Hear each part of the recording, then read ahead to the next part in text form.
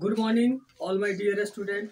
Gurukul coaching centre के इस YouTube channel में आप सभी का स्वागत है। हम लोग पिछले वीडियो में एक्सरसाइज 3.3 के क्वेश्चन नंबर 3 के 1 को देखे थे। आज हम लोग उसके आगे के क्वेश्चन को देखेंगे। चलिए हम देखते हैं क्वेश्चन नंबर 3 का 2। क्या दो समपूरक कोणों में बड़ा कोण छोटा कोण से 18 डिग्री अधिक है, उन्हें ज्ञात कीजिए। क्या है जी? दो समपूरक कोण। समपूरक कोण मतलब हम समझने को पहले क्या होता है बाबू, तो वैसे कोण जिनका योग कितना हो 180 डिग्री। दो कोण का योग जब 180 डिग्री हो तो वो एक दूसरे के क्या कहलाते हैं? समपूरक कोण कहलाते हैं। और जब दो कोणों का योग जब 90 डिग्री हो तो एक दूसरे के पूरक कोण कहलाते हैं। मतलब ऐसे आप समझिए, अगर आपसे समपूरक कोण सपोज दैट मानिए लिखा गया 50 डिग्री, अब बोला जा रहा है इसका समपूरक कोण बताइए। कौन कोण? समपूरक कोण। तो कैसे निकालेंगे बाबू? तो समपूरक कोण कैसे निकाला जाता है? तो 180 में से इसका करेंगे 180 में से हम 50 डिग्री को घटा देंगे तो कितना डिग्री आ जाएगा? 130 डिग्री। तो यह 50 डिग्री का क्या कहलाएगा? यह समपूरक कोण कहलाएगा। यानी समपूरक कोण का मतलब क्या समझे कि जब दोनों कोणों को जोड़ेंगे तो मिलके कितना आएगा बाबू? उसका योग 180 डिग्री आएगा। क्या आएगा? 180 डिग्री। तो वही शुरू में बोला गया है कि दो समपूरक कोणों में बड़ा कोण छोटा कोण से 18 डिग्री अधिक है, उन्हें ज्ञात कीजिए। तो फिर यहाँ पे दो कोण का बात हो रहा है, एक बड़ा कोण एक छोटा कोण। जैसे हम लोग क्वेश्चन में इसका पहले देखे थे कि उसमें क्या था? दो संख्या का बात हो रहा था, एक बड़ी संख्या एक छोटी संख्या, तो एक x माने एक y। वैसे ही इस क्वेश्चन में क्या हो रहा है कि दो कोण का बात हो रहा है, एक बड़ा कोण एक छोटा कोण। तो जैसे उस क्वेश्चन में हम लोग क्या माने थे कि बड़ा संख्या x है, छोटा संख्या y है, वैसे ही इसमें मानेंगे कि बड़ा कोण क्या है? x डिग्री है और छोटा कोण जो है क्या है? y डिग्री है। ठीक है, तो चलिए अब सॉल्व करते हैं क्वेश्चन को। तो सॉल्व करते हैं बाबू। हल यहाँ से कर जाए हम लिखेंगे माना कि बड़ा कोण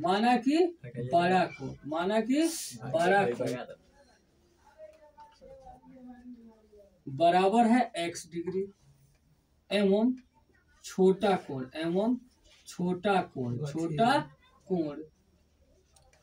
बराबर है y डिग्री। ठीक है, अब फर्स्ट शर्त से हम लोग देखेंगे बाबू। तो फर्स्ट शर्त से आप लोग पढ़िए तो सबसे पहले ऊपर क्या लिखा है कि दो समपूरक कोणों। और अभी आप लोग को बताया कि समपूरक कोण मतलब क्या होता है कि दोनों कोणों का योग कितना होगा? 180 डिग्री। यानी x degree plus y degree बराबर कितना होगा? 180 डिग्री। यानी क्या होगा बाबू कि x प्लस वाई बराबर कितना होगा? 180। चाहे ऐसे ही रहने दीजिए कि x degree plus Y degree बराबर कितना हुआ? चाहे x प्लस वाई ही लिखिए, x प्लस वाई बराबर कितना है? 180 डिग्री। ये हो गया समीकरण 1। सेकंड शर्त से क्या बोला है बाबू? सेकंड शर्त से क्या बोला है? तो सेकंड शर्त से कह रहा है कि बड़ा कोण। कौन कोण जी बाबू? यहाँ ध्यान देंगे, क्या? बड़ा कोण। तो बड़ा कोण को लिख लेंगे। बड़ा कोण क्या है? x है। बड़ा कोण जो है छोटा कोण से, किससे? छोटा कोण से। तो छोटा कोण क्या है? y से 18 डिग्री अधिक। तो अधिक है तो जोड़ेंगे बाबू, अधिक है तो जोड़ेंगे। तो बड़ा कोण यानी x जो है किसका बराबर होता है? छोटा कोण से 18 डिग्री अधिक है। तो छोटा है y, तो y प्लस 18 डिग्री। ये हो गया समीकरण 2। अब सेम जैसे इसके पहले हम लोग क्वेश्चन को देखे वैसे क्या होगा इसमें? जैसे क्वेश्चन नंबर हम लोग 3 के 1 में देखे थे, क्या करेंगे? x का मान जब हमको मालूम चल गया तो अब हल करने कोई जरूरी नहीं है। अब इस 2 के मान को क्या करेंगे? समीकरण 1 में हम रख देंगे। तो क्या करेंगे? आप रख रहे हैं, लिखेंगे समीकरण 2 का मान एक में रखना। समीकरण 1 में रखने पर समीकरण 1 क्या है बाबू? तो समीकरण 1 है x प्लस वाई बराबर है 180 डिग्री। ठीक। अब यहाँ हमको किसका मान बाबू रखना है जी? x का। x का मान कितना रखना है जी, y प्लस 18 डिग्री। यानी जहाँ x है इस x के जगह पे हमें क्या मान रख देना है, y प्लस 18 डिग्री। तो x के जगह पे हम क्या रख दिए बाबू, y प्लस 18 डिग्री। क्या रख दिए, y प्लस 18। और यहाँ पहले से ही क्या है बाबू, y है। x के जगह पे हम क्या मान यहाँ से रख दिए बाबू, समीकरण 2 से, तो y प्लस 18 और प्लस है तो प्लस और y के जगह पे y। ठीक है। अच्छा, बराबर कितना डिग्री है बाबू, 180 डिग्री। अब यहाँ पे डबल इक्वल हो रहा है, तो ये बताए थे हम कि जब डबल इक्वल हो तो हम लोग या तो और लिखते हैं इंग्लिश में या हिंदी में या इम्प्लाई दैट का प्रयोग करते हैं। ठीक है, तीनों में कोई ये करते हैं तो इम्प्लाई दैट हम दे रहे हैं। ठीक है, तो अब y और ये भी y, तो y मिल जाएगा बाबू, कितना हो जाएगा 2y और 180 डिग्री और प्लस 18 डिग्री दूसरे साइड में जाएगा तो माइनस 18 डिग्री। यानी बाबू 2y बराबर कितना हो गया, 162 डिग्री। अब ये 2 से कट जाएगा, कितना मार्क में बाबू, कितना मार्क में 81, क्या 81। तो y बराबर क्या हो गया 81 डिग्री। कितना होगा बाबू, 81 डिग्री। अब इस y के मान को हम क्या करेंगे, समीकरण 2 में रख देंगे। क्या करेंगे, समीकरण 2 में रख देंगे। y का मान समीकरण 2 में रखने पर, तो समीकरण 2 क्या है बाबू, तो x बराबर है y plus 18 degree, y plus 18 degree. तो x बराबर क्या हो गया बाबू, y का मान कितना निकाले, 81 डिग्री अब प्लस 18 डिग्री ऐड कर देंगे बाबू। तो 8 और 1 कितना हो गया 9, 8 और 1 9 और फिर 1 और 8 9, यानी 99 डिग्री लिख लेंगे। इसलिए बड़ा कोण बराबर x बराबर 99 डिग्री और छोटा कोण बराबर y बराबर 81 डिग्री। अब आप लोग यहाँ जोड़िए, दोनों को जोड़िएगा तो कितना हो जाएगा, 9 1 10 10 एक चल जाएगा इसमें, तो 9 1 10 8 18 180 आ जाएगा। और घटाइए 99 में से 81 घटाइएगा तो कितना हो जाएगा, या मतलब यही 99 में से 81 घटेगा तो 18 आएगा, यानी इससे जब 18 जोड़िएगा तब इसके बराबर होगा। ठीक है, तो आप जो बनाए एकदम आपका क्या है करेक्ट आंसर। तो हम लोग देखेंगे क्वेश्चन नंबर 3 के, क्वेश्चन नंबर 3 को हम लोग क्या देख रहे हैं, क्लास 10th के सब्जेक्ट मैथ्स के एक्सरसाइज 3.3 के क्वेश्चन को देख रहे हैं। जो क्वेश्चन नंबर 3 का 3 है कि एक क्रिकेट टीम के कोच ने 7 बल्ले और 6 गेंद 3800 रुपया में खरीदी। मतलब क्या है कि एक क्रिकेट टीम है और क्रिकेट टीम का क्या है, कोच जो उस टीम को चलाता है। वो कोच क्या करता है, एक दुकान पे जाता है और दुकान पर जाने के बाद वो क्या करता है, 7 बल्ले खरीदता है। बाबू कितना बल्ले खरीदता है, 7 बल्ले खरीदता है और उसके साथ क्या करता है, 6 गेंद खरीदता है। ठीक है, कितना में खरीदता है जी, 3800 रुपया में वो 7 बल्ला और 6 गेंद खरीदता है। बाद में अब कम पड़ गया, जैसे मान लो खेला रहा है, टीम खेल रहा है, चाहे प्रैक्टिस के लिए घट गया, फिर बाद में वो जाता है और बाद में क्या करता है बाबू, 3 बल्ला और खरीदता है और 5 गेंद, 3 बल्ला और 5 गेंदे, 5 गेंद हम ऐसे भी लिख सकते हैं, 5 गेंदे 5 गेंदे 1750 रुपये में खरीदी। फिर जाके अब बोला जा रहा था, बताइए कि प्रत्येक बल्ले और प्रत्येक गेंद का कितना मूल्य है, माने एक गेंदा कितना पे पड़ा और एक बल्ला कितना रुपया में पड़ा, यही चीज को बताना है। तो जब हम लोग क्वेश्चन में मानते किसको, तो जो हमें ज्ञात करना रहता है ना, उसी को हम लोग क्या करते हैं, मान लेते हैं। यहाँ आपको क्या ज्ञात करना है, आपको ज्ञात करना है एक बल्ला और एक गेंद, प्रत्येक बल्ला और प्रत्येक गेंद का मूल्य ज्ञात करना है। तो जब हम लोग हल करेंगे तो इसको मानेंगे।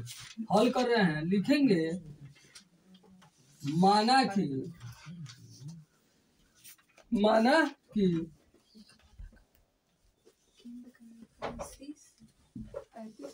प्रत्येक बल्ला का मूल्य बराबर x रुपया। प्रत्येक बल्ला का मूल्य लिखने का मतलब क्या हुआ, यानी एक बल्ला का मूल्य क्या है आपका x रुपया है, एवं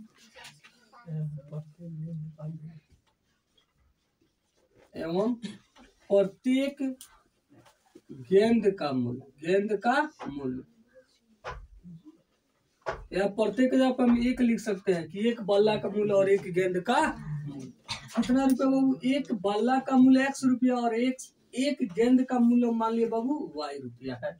ठीक है, अब फर्स्ट शर्त से मैंने जो अब देखिए दो टर्म में क्या किया है, जो कोच है वो दो टर्म में क्या किया है बाबू, खरीदा है। एक बार खरीदा है कितना बल्ला जी, 7 बल्ला। कितना बल्ला, 7 बल्ला।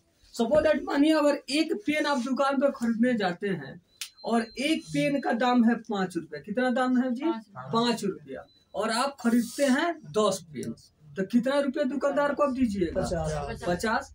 कि मतलब जितना एक पेन का दाम था उससे और नंबर ऑफ पेन्स माने कितना आप पेन खरीदे, वो दोनों में क्या किए, गुना कर दिए, तो उससे क्या निकल गया, हमारा पेन का दाम निकल गया।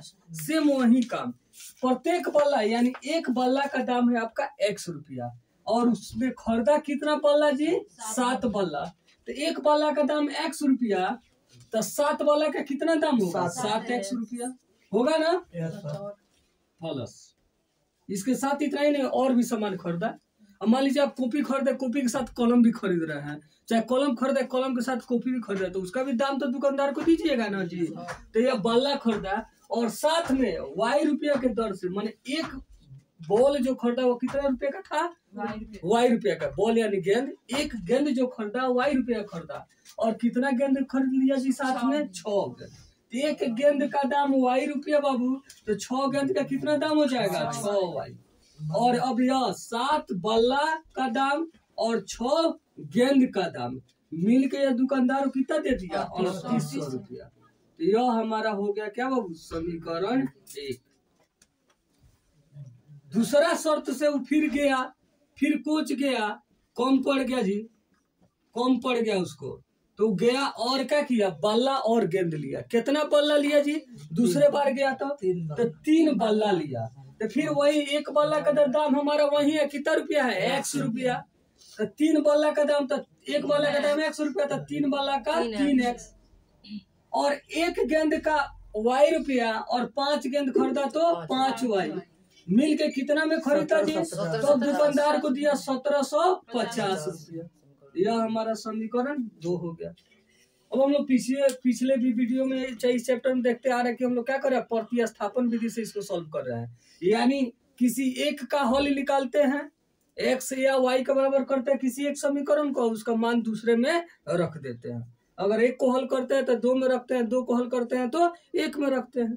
तो हम लोग यहाँ पे उसी तरह या तो समीकरण 1 को हल करेंगे बाबू, या तो समीकरण 2 को हल करेंगे। हम बार बार बोलते हैं कि आप लोग किसी भी समीकरण को हल कर सकते हैं, कोई जरूर नहीं। अगर हर बार हम 1 करें तो 1 करें, अगर ज्यादा आसान लगे 2 को हल करना तो हम 2 को ही हल कर लेंगे, ज्यादा आसान लगेगा 1 को हल करना, 1 को हल कर लेंगे। आपके मन में जो आए उस समीकरण को आप लोग हल कर सकते हैं। हमारे समीकरण 1 को हल कर रहे हैं, समीकरण 1 को हल करने पर तो समीकरण 1 क्या है बाबू, 7x है प्लस 6y है बराबर है 3800। ठीक है बाबू, क्या है, 7x है प्लस 6y बराबर है 3800। अब यहाँ इसको या तो x के बराबर हम लोग करेंगे बाबू, या तो इसको y के बराबर करेंगे, किसी एक चौरासी के बराबर करेंगे। अगर हम x के बराबर बाबू करना चाहते हैं तो 7x बराबर क्या हो जाएगा, तो सबसे पहले y को दूसरे साइड में भेजेंगे। अगर x के बराबर करना चाहेंगे तब तो 3800 अब प्लस 6y है इधर आएगा बाबू, तो क्या हो जाएगा, माइनस 6y होगा। अच्छा, अब x बराबर निकालेंगे तो क्या हो जाएगा, 3800 माइनस 6y, और 7 या गुना कर रहा है, दूसरे साइड में जाएगा तो क्या करेगा, भाग करेगा भाग। हाँ, यह हमारे क्या हो गया बाबू, समीकरण 3 हो गया। 1 को हल किए हैं तो इसका मान कहाँ रखेंगे बाबू, 2 में। 1 को हल करेंगे तो मान कहाँ रखेंगे, 2 में। तो लिखेंगे समीकरण समीकरण 3 का मान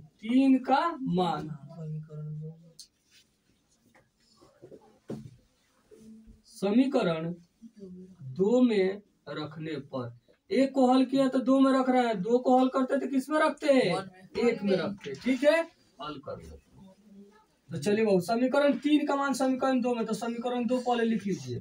क्या है बाबू समीकरण 2? 3x प्लस 5y बराबर है 1750। अब यहाँ पे जो आपको मान रखना है, किसका मान रखना है जी?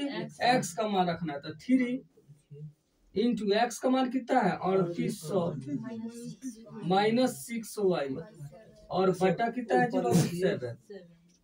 चाहे उस साइड में बाबू देखते हैं हम, यहाँ पे देख लेते हैं क्या है। 3 इंटू, अब x का वैल्यू बाबू पुट कर रहे हैं हम, x का वैल्यू रख रहे हैं। तो x का वैल्यू हमको यहाँ से क्या रखना है बाबू? क्या रखना है? 3800। क्या रखना है? 3800 माइनस 6y, 3800 माइनस 6y और बटा कितना है बाबू? 7 है, बटा है 7 यानी 7। और क्या है बाबू इसके साथ में? प्लस, तो क्या दे देंगे बाबू? प्लस। और क्या है जी? 5y। क्या है? 5y बराबर है बाबू 1750। कोई दिक्कत यहाँ तक? आप लोग कोई प्रॉब्लम?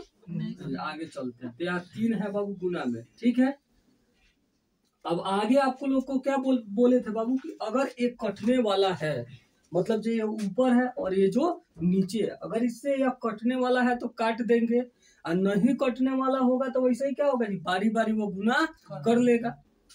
बाहर है यानी अंदर जितनी संख्या है ब्रैकेट में, उस सारी संख्या में क्या करेगा? बारी बारी गुना करेगा।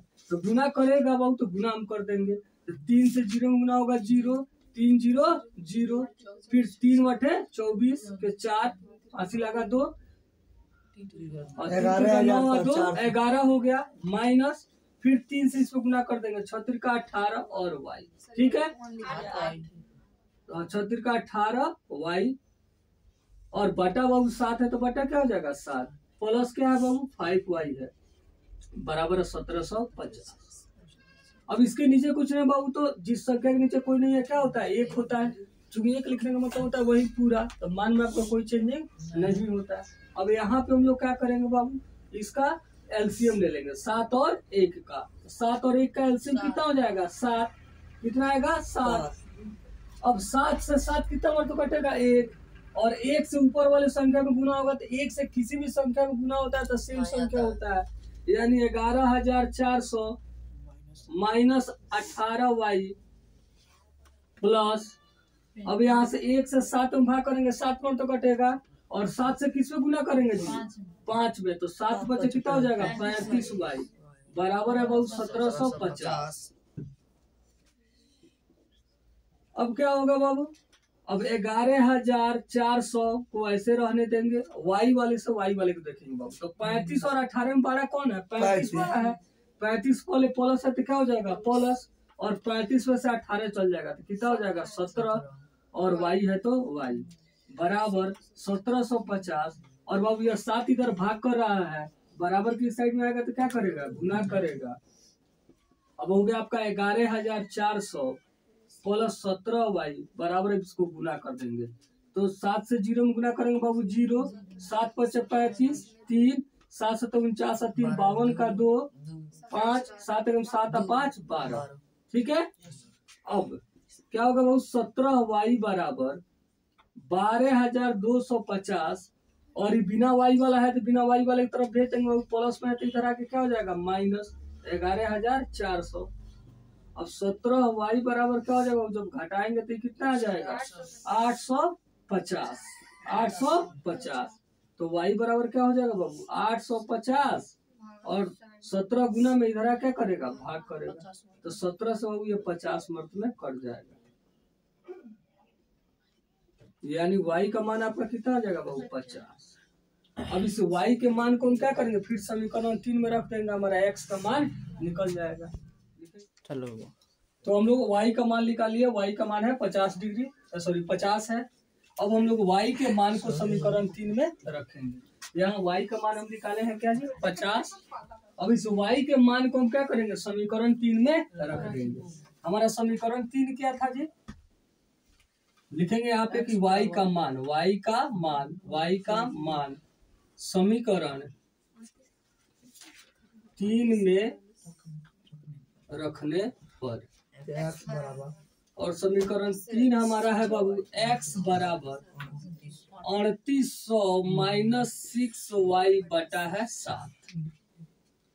समीकरण 3 हमारा यही था। अब समीकरण 3 में हम क्या करेंगे बाबू, y का मान रख देंगे।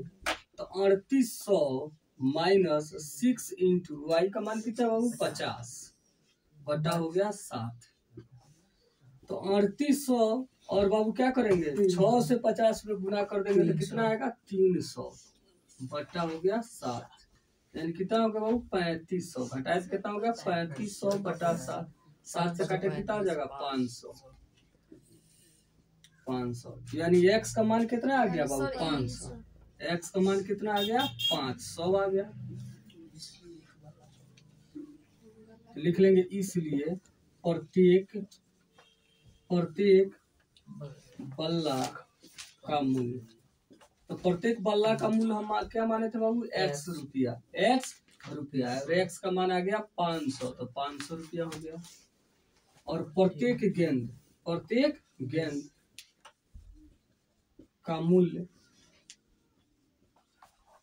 आपका y रुपया, और y का मान कितना आ गया बाबू 50 रुपया, यानी एक गेंद का दाम हो गया वो 50 रुपया और एक बल्ला का दाम हो गया 500 रुपया।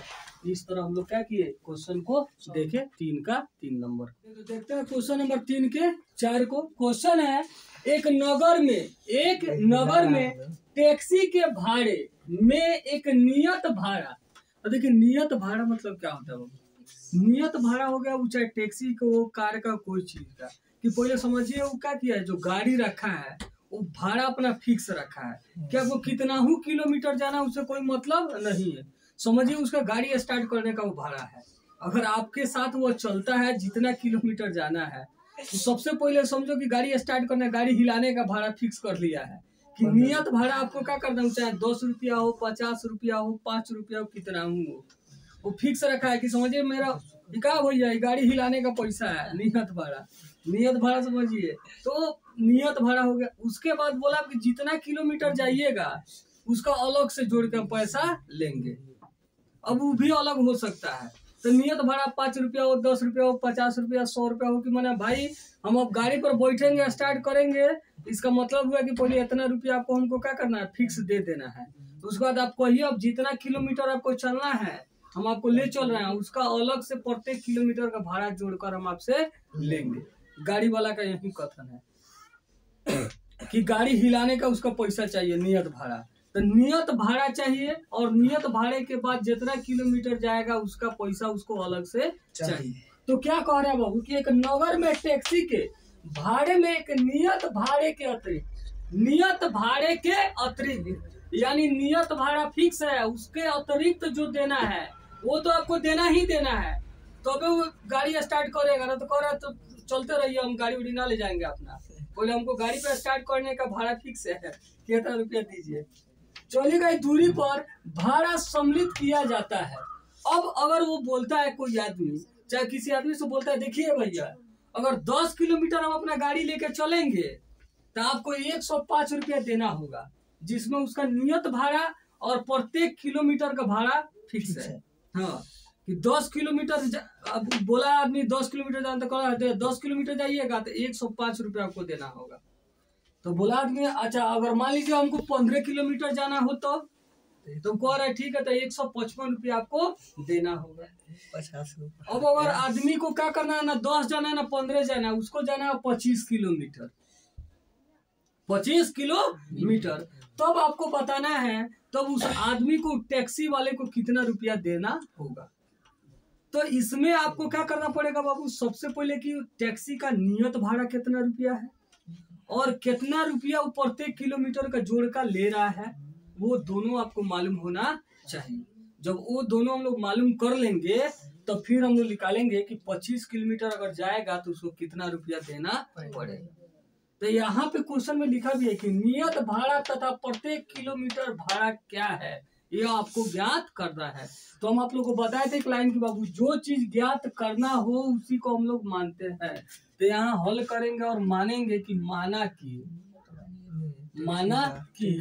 नियत भाड़ा यानी टैक्सी हिलाने का भाड़ा है जी इसका नियत भाड़ा, माना कि नियत भाड़ा बराबर x रुपया। ये लेगा ही लेगा, मानने वाला नहीं है। उसके बाद एवं अतिरिक्त प्रति किलोमीटर का भाड़ा y रुपया। भाड़ा कितना रुपया बाबू? y रुपया। ठीक है। अब पहले शर्त से क्या बोला गया, फर्स्ट शर्त से क्या बातचीत हुई है बाबू? तो फर्स्ट शर्त से बात हुई है, क्वेश्चन पे ध्यान दीजिएगा कि 10 किलोमीटर दूरी के लिए 105 रुपया है। 10 किलोमीटर दूरी के लिए 105। तो बाबू देखिए नियत भाड़ा आप नहीं भूलिएगा, आपको नियत भाड़ा तो देना ही है। तो कह रहा एक काम कीजिए, पहले आप नियत भाड़ा मेरा दीजिए, तो दे दिए 100 रुपया। ये तो देना ही देना है आपको, तभी वो गाड़ी स्टार्ट करेगा, ना तो नहीं करेगा। तो 100 रुपया ले लिया वो अपना नियत भाड़ा बाबू। उसके बाद बोला हाँ तो कितना किलोमीटर जाना है? तो 10 किलोमीटर। तो इधर सुनिए, इधर 1 किलोमीटर का भाड़ा कहा कि ये y रुपया है, तो 10 किलोमीटर का आप दे दीजिए 10 y रुपया। और नियत भाड़ा पहले 100 रुपया और 1 किलोमीटर का देना है y रुपया। और जाना कितना किलोमीटर है? 10 किलोमीटर। तो कितना y जी? 10 y। मैंने आप सपोज दैट मान लीजिए कि अगर 1 किलोमीटर का दाम अगर 5 रुपया, मैंने जाने का पैसा ले रहा है 5 रुपया, तो 10 किलोमीटर कौ रुपया लेगा? 1 किलोमीटर का जाने का 5 रुपया, तो 10 किलोमीटर कितना रुपया? 50 रुपया। यानी तो वही है बाबू। तो 1 किलोमीटर का दाम है मतलब दाम कहने का मतलब कि भाड़ा। 1 किलोमीटर का भाड़ा हो गया आपका y रुपया, तो 10 किलोमीटर के लिए कितना रुपया लेगा? 10 y। और दोनों मिलकर टोटल वो कितना रुपया ले रहा है? 105 रुपया। यह हमारा क्या हो गया बाबू? समीकरण 1 हो गया। ठीक है। अच्छा, उसके बाद बात हो रहा है कि अगर आपको कितना किलोमीटर जाना हो बाबू? सेकंड शर्त से कह रहा है कि अगर आपको जाना है 15 किलोमीटर, तो क्यों वो तो बोल रहा है आपको कितना किलोमीटर जाना है। चलिए कोई दिक्कत नहीं है, लेकिन पहले मैंने नियत भाड़ा बढ़ाइए। तो नियत भाड़ा तो ले लेगा फिर अब 10 किलोमीटर जाना था तो 10 y हुआ, तो 15 किलोमीटर जाना था कितना y? 15 y। क्योंकि 1 किलोमीटर का अतिरिक्त भाड़ा y रुपया ले रहा है, तो 15 किलोमीटर का 15 y। तो वो टोटल कितना रुपया ले लिया है जी? 155 रुपया। 155 रुपया। और फिर यहाँ पे बाबू हम समीकरण 1 को हल करके 2 में या 2 को हल करके 1 में रख देंगे। मान लीजिए हम हल कर रहे हैं समीकरण 1 को हल करने पर, समीकरण 1 को हल करने पर, 1 को हल करने पर, तो समीकरण 1 क्या है बाबू? तो x प्लस 10y बराबर है 105। ठीक है। तो x के बराबर हम निकाल रहे हैं बाबू, तो 105 अब प्लस 10y है, दूसरे साइड में जाएगा तो क्या हो जाएगा? -10। ये हो गया हमारा समीकरण 3। बोलिए यहाँ तक किसी को कोई प्रॉब्लम भाई? समझ में आ रहा है? अच्छा, अब इस 3 के मान को हम बाबू 1 को हल किया तो किसमें रख देंगे? 2 में। किसमें रखेंगे? 2 में। तो लिखेंगे समीकरण 3 का मान, समीकरण 3 का मान, समीकरण 3 का मान, समीकरण 2 में रखने,